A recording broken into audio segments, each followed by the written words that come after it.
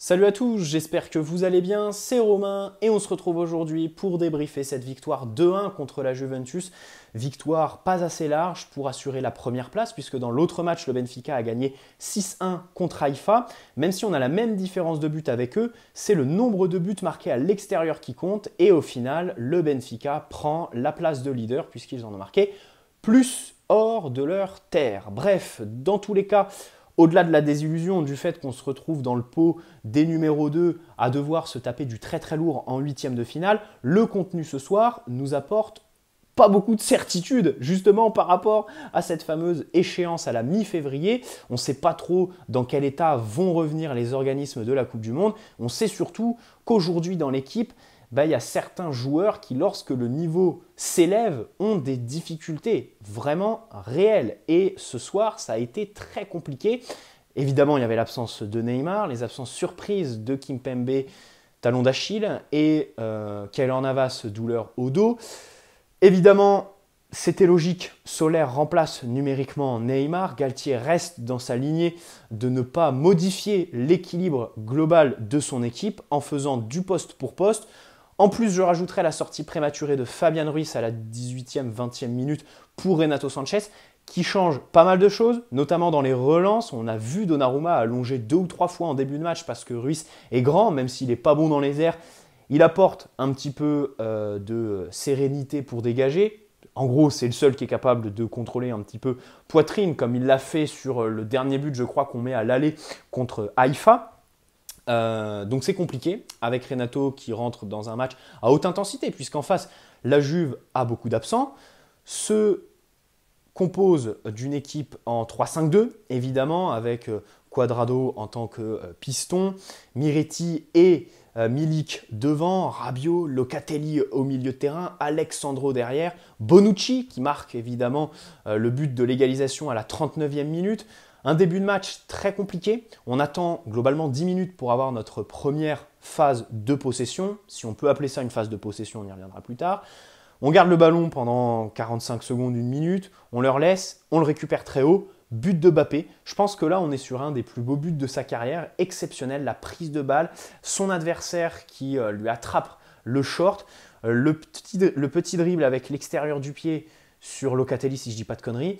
Et la finition qui est pas normal, on va dire, chez Mbappé. Dans cette position, d'habitude, il ferme son pied et il cherche un petit peu le côté gauche de la cage. Voilà, il prend un contre-pied de gardien. Là, hop, il va chercher l'angle ouvert.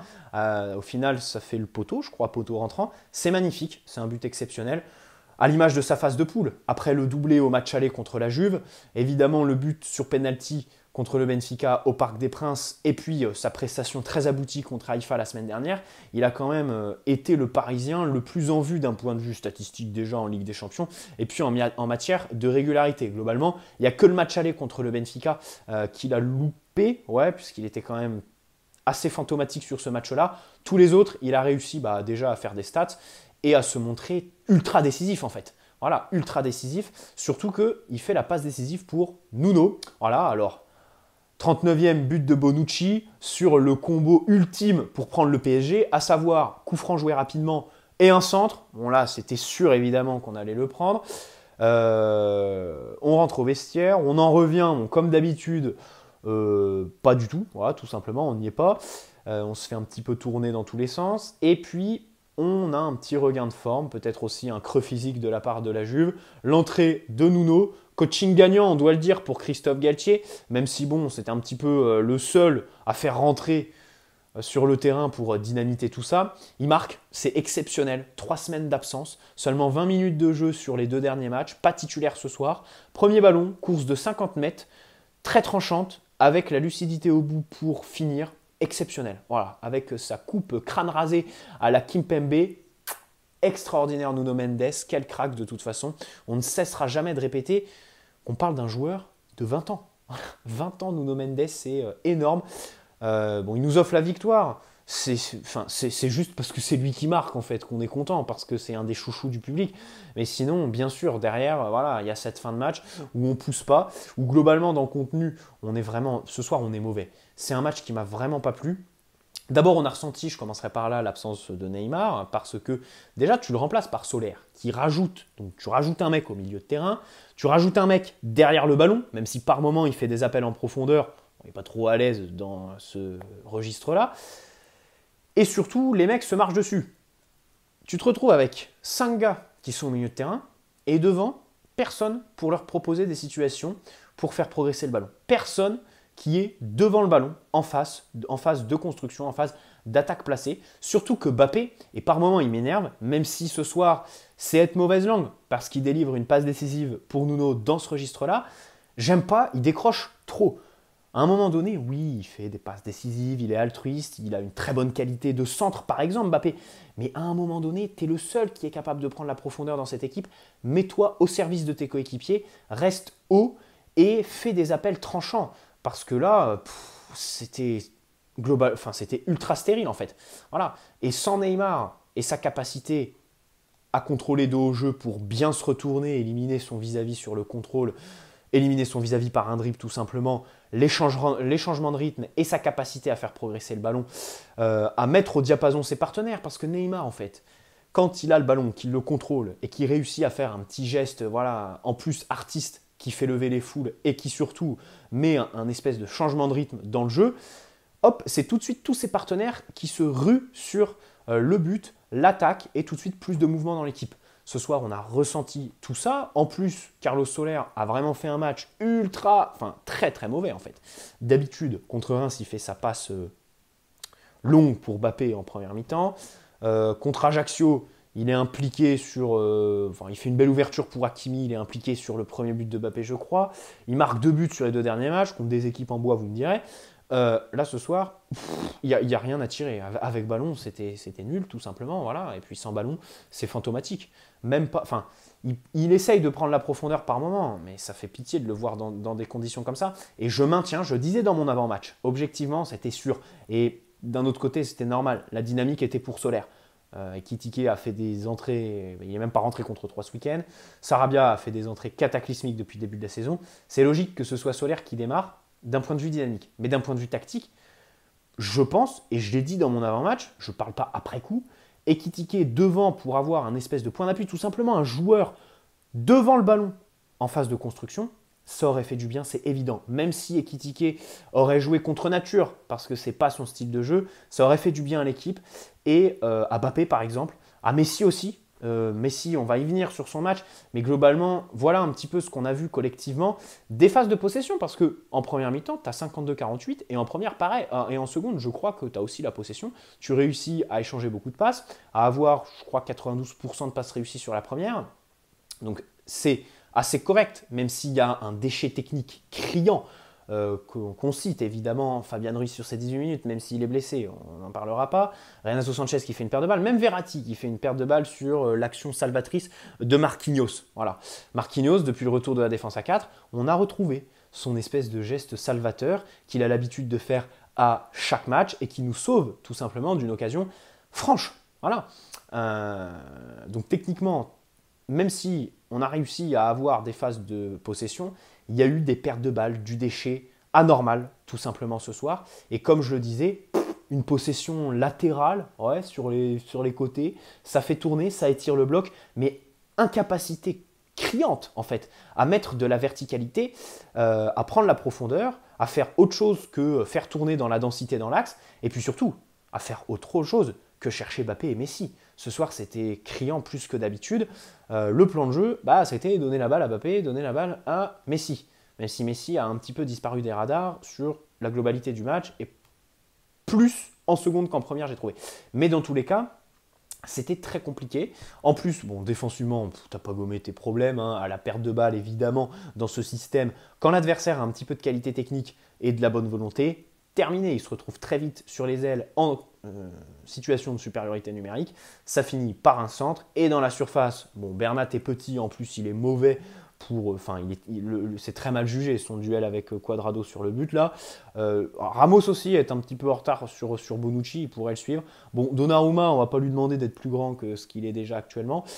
C'est assez compliqué. Peut-être Solaire aussi à incriminer, comme le disait Samir Nasri, je crois, sur le plateau. D'ailleurs, Samir Nasri, très bon consultant.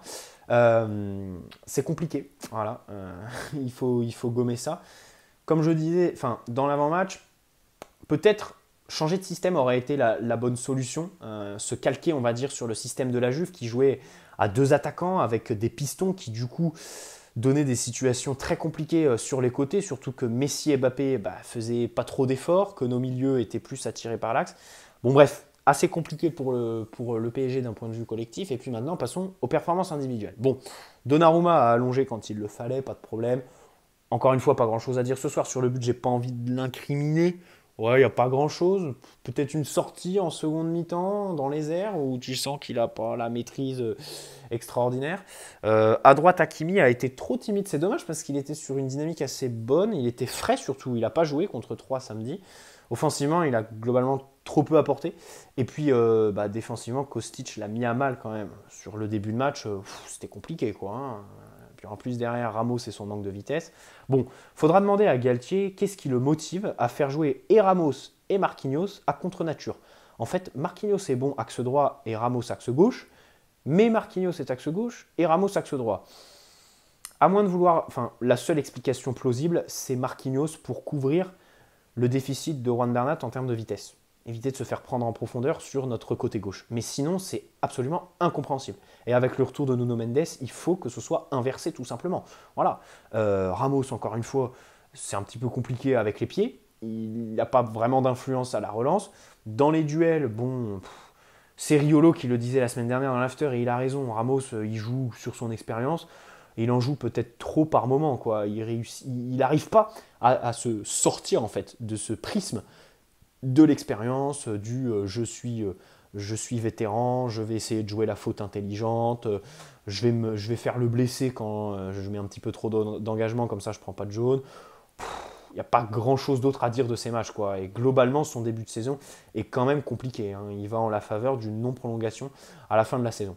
Marquinhos, comme je disais, est globalement meilleur dans ce système à 4. Bon, Bernat, il faut stopper l'hémorragie. Là, ça fait plaisir de revoir Nuno parce que contre 3, il a fallu 5 minutes à Nuno pour fracasser ce que Bernat avait fait en 3 semaines. Là, il lui a fallu, 30 secondes, 1 minute, un ballon surtout, voilà, pour faire ce que Bernat n'a pas fait en 70 minutes, à savoir se projeter, animer un couloir gauche. C'est très compliqué, c'est quand même compliqué.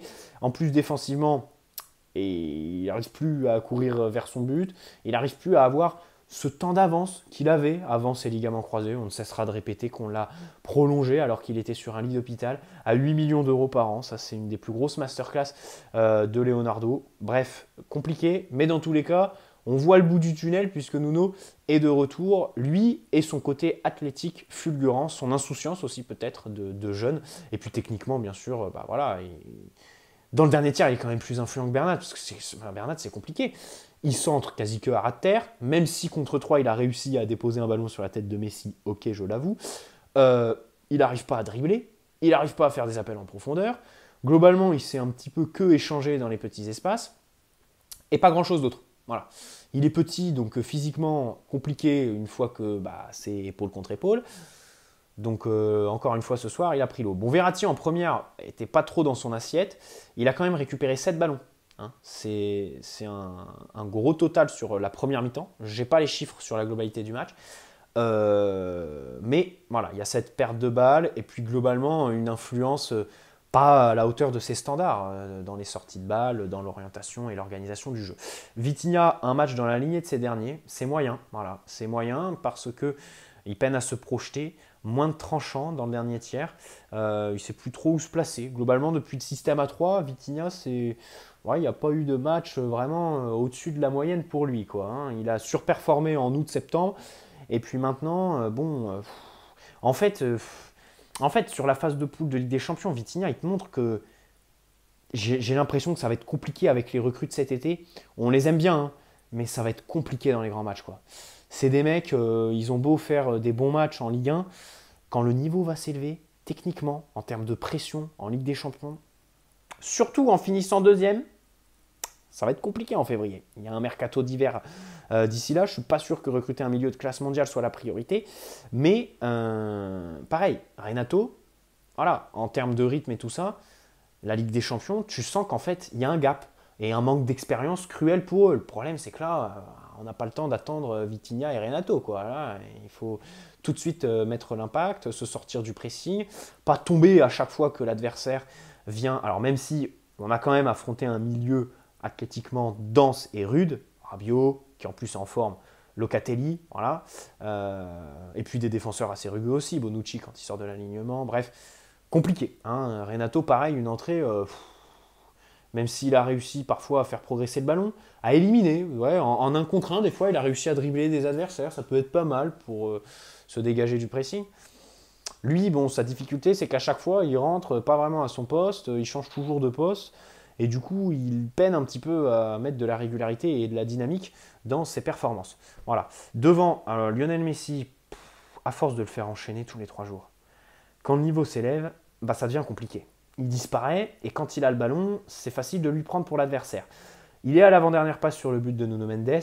Il a une occasion en première mi-temps, un bel échange. C'est même lui qui récupère le ballon et qui ensuite échange avec Mbappé. Au final, sa frappe est trop molle. Peut-être qu'il ne s'attend pas à recevoir le ballon. Et puis, il a surtout une pression dans la surface. Il est peut-être près du but, pas en position idéale. Mais voilà, globalement, son match est moyen. Et j'espère quand même que Galtier, sur la seconde partie de saison, on va voir comment il va revenir de la Coupe du Monde. Déjà pour lui, en fait, d'un point de vue personnel, j'espère que d'ici à la Coupe du Monde, il va louper un des 2 matchs, quoi. Enfin, parce que faut qu'il arrive un petit peu frais. Là, il est cramé quand le niveau s'élève. C'est compliqué pour lui d'exister, quoi. Alors, son jeu, évidemment, il ne court pas beaucoup, donc il ne dépense pas trop d'énergie. Mais quand il a le ballon, il est complètement hors tempo. Et je m'inquiète pour lui personnellement, pour sa Coupe du Monde. Après, c'est Messi, il va se mettre au diapason, pas de problème là-dessus. Mais par contre, quand il va revenir, il va absolument falloir avoir les couilles tout simplement de le sortir beaucoup plus tôt dans les matchs ou tout simplement le laisser à la maison sur les matchs pré-Ligue des Champions par exemple pour faire jouer Ekitike et tout ça parce que là, on l'avait déjà vu au match aller contre la Juve et puis plus globalement quand le niveau s'élève, c'est plus compliqué pour lui. Donc voilà, ce soir, bon, pas son meilleur match, pas son meilleur match. Comme le match aller en fait qui nous avait pondu au Parc des Princes. Bon, Mbappé a fait un gros match par contre. Bon, comme je disais, il décroche trop quand l'équipe a des... Alors vous me direz, c'est vrai qu'on a des milieux qui sont incapables de faire progresser le ballon et de lui emmener dans le dernier tiers. Ça, je l'entends. Mais de l'autre côté, reste devant. Tu vas forcément avoir des ballons exploitables à un moment donné pour marquer. Voilà. Le problème, c'est que même en essayant de le critiquer là-dessus, le garçon sort avec un but, une passe décisive. Et c'est exceptionnel, tout simplement. Énorme. 7 buts en phase de poule. Je crois qu'il met 3 passes décisives en Ligue des Champions. 18 buts, toutes compétitions confondues avec le PSG en début de saison. Et 5 passes D. Extraordinaire. Je crois qu'on est sur un des débuts de saison les plus prolifiques de sa carrière. Ça promet pour la suite, mais encore une fois, ça ne suffit pas en fait pour porter le PSG. C'est comme sur la double confrontation contre le Real l'année dernière, ça ne suffit pas. Mbappé ne suffit pas au PSG, donc c'est compliqué. Bon, Carlos Soler, j'en ai déjà parlé, match fantomatique. Ekitike, ouais, son entrée, bon, j'ai plutôt bien aimé, mais globalement, il faut qu'il mette plus de tranchant, quoi. Il a 20 minutes. Ce que je comprends pas avec Ekitike, en fait, c'est que Galtier le met en porte-à-faux. Tu ne le vois pas rentrer un samedi à 17h contre 3, mais il rentre à la 67e minute d'un match de Ligue des Champions contre la Juve. Idem contre le Benfica, tu le fais rentrer. Je comprends pas. J'ai l'impression qu'il a limite plus joué en Ligue des Champions qu'en Ligue 1 contre les équipes de bas de tableau. Ça, c'est quelque chose que je comprends pas trop. C'est un petit peu jouer contre lui, hein, Ekitike. Alors, on veut bien le voir en Ligue des Champions, qu'il prenne de l'expérience, mais déjà qu'il prenne de la confiance, qu'il débloque son compteur but, qu'il essaye un petit peu de réussir ses gestes en 1 contre 1 et tout ça, qu'il fasse autre chose que des passes à 4 mètres contre voilà, les petites équipes, et après on verra. Voilà. Maintenant, c'est vrai que ce soir sur le banc, bon, à part Ekitike, t'as personne à faire rentrer. Sarabia est mauvais, et puis bon, globalement, à part des remplaçants défensifs, t'as personne. Bref, match compliqué, on termine second, et c'est vraiment, enfin c'est pas bon. C'est pas bon parce qu'on regrette forcément ce match retour contre Benfica, ce nul où on laisse passer les 3 points. C'est amer, c'est très amer. Et puis même ce soir en fait, même ce soir, même si la Juve se crée un nombre incalculable d'occasions, alors sur des frappes de loin, ils ont réussi aussi à se rapprocher de notre surface. Avant, on concédait, mais c'était pas des occasions franches. Là, ils ont quand même... Les tirs de loin de Locatelli, je vous avouerai qu'ils m'ont vraiment donné des sueurs froides ce soir. Hein. Vraiment, ouais, c'était chiant à vivre, quoi. C'était très très chiant. Et puis Miretti a quand même eu quelques situations assez proches de notre but. Surtout en plus, l'action de Bonucci, l'égalisation, c'est dans nos 5,50 m. Donc là, vraiment, ce soir, on n'a aucune excuse. On a été nul en tout point de vue défensivement. Bref, j'espère que ce débrief vous a plu. Bonne nuit à la Team Notif. Bonne journée, bonne fin de semaine à ceux qui regarderont cette vidéo plus tard. Et puis, on se retrouve très prochainement pour parler de la suite. Hein, parce que là, du coup, ça va être plus relevé. Remarque, en matière d'affiche, on va être servi. Mais ça fait clairement chier parce que, bon, voilà... Un petit Porto, ça nous aurait bien plu, quoi. Un petit Francfort, pareil, quoi. Bon, même si on avait fini premier, je pense qu'on aurait tapé Liverpool. Bref, dans tous les cas, là, c'est Bayern, City, Real. Bonne soirée et ciao les amis, prenez soin de vous avant tout.